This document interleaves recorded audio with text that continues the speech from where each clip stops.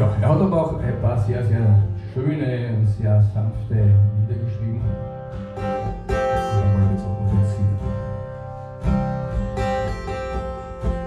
Er steht bei die Hutschen, schmeckt den Duft von die Rosen, hilft sich geschlagen beim Rutschen, tragt schlecht stopfte Hosen.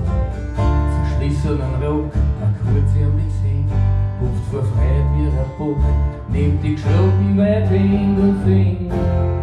Schönes Leben, ist die Arbeit vorbei, ich flieg und ich bin, ihrer Heil schlägt so frei. Da tanzt du und du, ja hältst dich im Gras, macht mich stecken, bum bum, rennt sich zack wie ein Haus.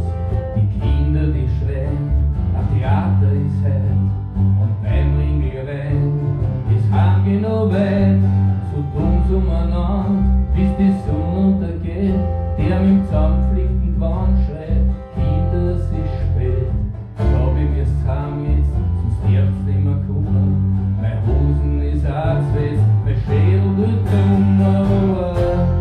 Schönes Leben, ist die Arbeit vorbei, ich flieg und ich bin, wie ein Heilschweg so frei.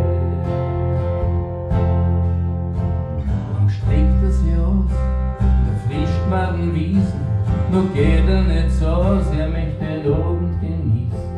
Er wartet auf den Mond, auf die silbernen Sterne, das Quark von die Frisch, das hört er so gern, greift die Zack um ein Brot, und während er kaut, redet er mit einer Krug, schwarz genüsslich und laut.